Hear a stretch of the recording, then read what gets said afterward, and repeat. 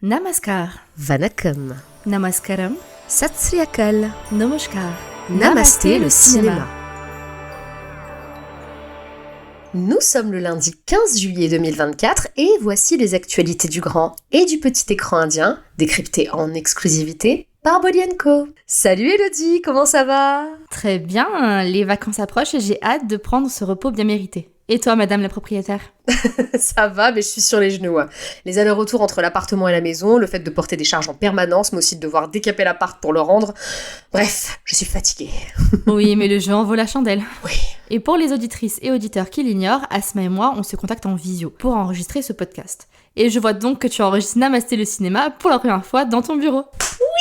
En effet, quelle joie d'avoir enfin cet espace de travail rien que pour moi. Et justement, quel sujet as-tu choisi pour ce nouvel épisode ? On va tout simplement parler du palmarès des Filmfare Awards South qui ont lieu il y a quelques jours. Génial, j'ai vu passer quelques infos et ça m'a mise en joie. Mais peux-tu expliquer à celles et ceux qui nous écoutent de quoi il s'agit, s'il te plaît ? Bien sûr. Les Filmfare Awards South, c'est une cérémonie de récompense qui sacre les meilleurs films des 4 grandes industries dravidiennes. Le cinéma tamoul, dit Hollywood, le cinéma telugu, dit Hollywood, le cinéma malayalam, dit Mollywood, et le cinéma kannada, dit Sandalwood. En somme, c'est la version sudiste des Filmfare Awards, les Golden Globes indiens, c'est ça ? En quelque sorte, oui. C'est en tout cas une cérémonie historique et pourtant, cela faisait plus de 2 ans qu'elle n'avait pas été organisée dans le Sud. Pourquoi ? Aucune explication quant à ce délai. Déjà, la crise sanitaire avait conduit la cérémonie précédente à englober 2 années de films, avec les meilleures œuvres de 2020 et de 2021 qui étaient récompensées. Et donc la nouvelle cérémonie a fait de même ? Non, et ce à ma grande surprise, il y aura bien 2 cérémonies avec 2 palmarès. Une pour les films dravidiens de 2022, qui a eu lieu récemment, et une pour les œuvres de 2023, pour laquelle les votes sont ouverts. Il semble que le comité Filmfare soit résolu à rattraper son retard. Tant mieux, parce que sur les 2 dernières années, il y a eu de sacrées pépites. Alors, quel est le palmarès ? Je ne vais évidemment pas reprendre toutes les catégories où on en aura jusqu'à demain. Toutefois, il y a quelques victoires qui méritent d'être soulignées. Tout d'abord, Triple R qui, plus d'1 an après sa course aux Oscars, remporte 9 prix, dont un double sacre dans la catégorie du meilleur acteur Telugu pour Ram Charan et NTR Junior. C'est génial, ils sont tellement indissociables dans le film que je trouve cette décision méritée et logique. L'un de mes films préférés de 2022, Kantara, repart quant à lui avec 6 statuettes, dont celle du meilleur film et du meilleur acteur en langue kannada pour le génial Rishabh Shetty. Pour ceux qui ont écouté notre épisode des Bolly & Co Awards Grand Sud, vous savez à quel point cette œuvre m'a prise au cœur. Tu fais monter un suspense insoutenable. Ça y est, je ne tiens plus. Qu'en est-il du chef-d'œuvre de Mani Ratnam, Ponniyin Selvan? Eh bien, tu seras ravi d'apprendre qu'il a remporté 5 prix, dont ceux du meilleur film et du meilleur réalisateur tamoul. Et avec ce film, A.R. Rahman bat son propre record et devient lauréat de 17 Filmfare Awards South de la meilleure bande originale. Énorme. Et ce n'est pas le seul à avoir tout explosé en termes de chiffres. L'immense Kamal Hassan, plus grand lauréat du prix du meilleur acteur de l'histoire, rafle une nouvelle statuette pour sa prestation dans Vikram, avec 18 trophées dans cette catégorie à son actif.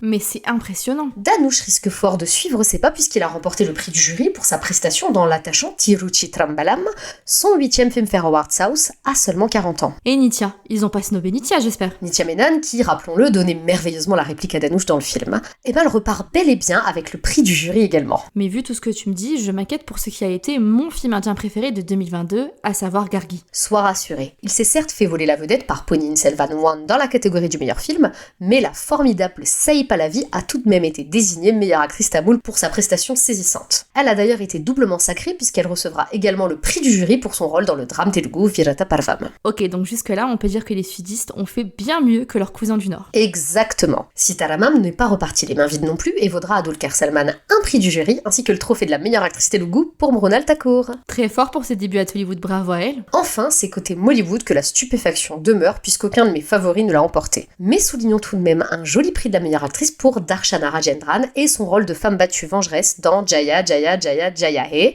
ainsi que le trophée du meilleur second rôle pour notre queen Parvati pour sa prestation dans le drame Puzu. Ma foi, ce palmarès est réjouissant. Oui. L'occasion parfaite de vous inviter à la plus grande attention car nos épisodes des Bolly & Co Awards Nord et Sud arriveront durant l'été et porteront sur les meilleurs films indiens de 2023.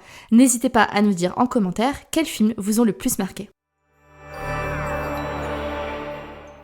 Très cher, faisons le point sur les sorties de cette semaine. C'est parti. Commençons avec Friday Entertainment qui nous propose depuis le 12 juillet Sarfira, remake du succès tamoul Sorarai Potru avec Akshay Kumar et Radhika Madan dans les rôles principaux. La comédie romantique punjabi Jat and Juliet 3 avec le génial Diljit Dosanjh et la star Niru Bajwa se paye quelques séances supplémentaires pour sa deuxième semaine d'exploitation. Le Magnus Kalki de 1898 AD entame quant à lui sa troisième semaine en salle avec pour rappel un casting énorme constitué de Deepika Padukone, Prabhas, Kamal Hassan ou encore Amitabh Bachchan. La critique du film est d'ailleurs disponible sur notre site. Il est toutefois regrettable que des séances dans sa version originale en Telugu n'aient pas été plus largement proposées. Voilà, c'est dit. Chez Laika Productions et avec le soutien de Night des films, on voit les choses en grand depuis le 12 juillet avec la sortie de Indian 2, suite du film culte de 1996 avec nul autre que la légende Kamal Hassan à sa tête. De plus, on prend un peu d'avance pour vous annoncer la sortie prochaine en France de Bad News, la comédie dont nous vous parlions lors d'un de nos derniers épisodes avec notamment le superbe Vicky Kaushal.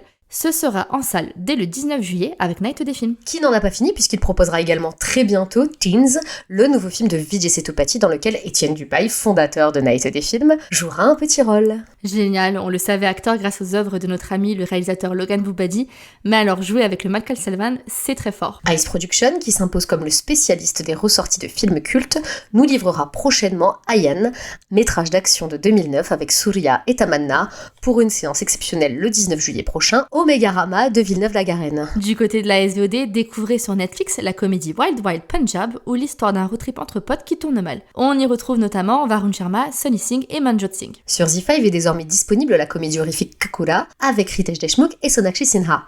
Enfin, depuis le 4 juillet, découvrez la 3e saison de la série événement Mirzapur, disponible sur Prime Video. Franchement, pour avoir vu les 2 premières saisons, c'est pépite, donc n'hésitez pas. Dis-moi, de quel projet à venir souhaites-tu parler ?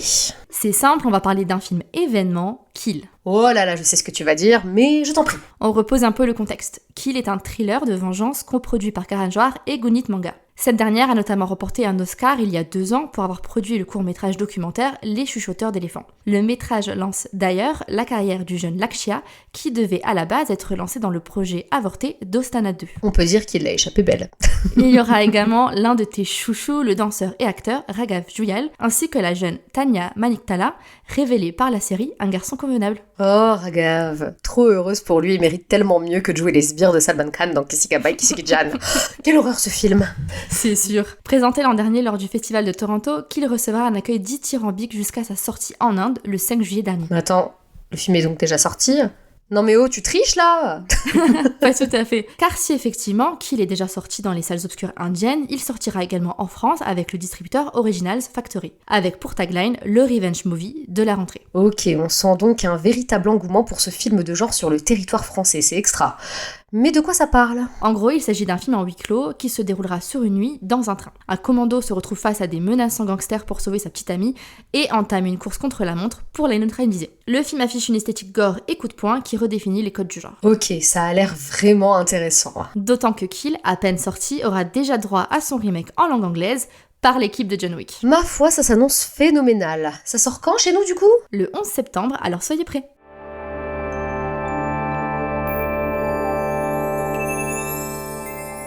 Et c'est tout pour aujourd'hui, merci de nous avoir écoutés. C'est sur la mélodie de Toba Toba du film Bad News que l'on se quitte. L'occasion pour moi de vous rappeler que cette comédie avec Vicky Kaushal, Tripti Demri et Ami Virk sortira en Inde et en France le 19 juillet prochain. Faudra qu'on parle des talents de danseurs de Vicky un jour. Mais oui, quel style, mama. Toba Toba Toba Toba.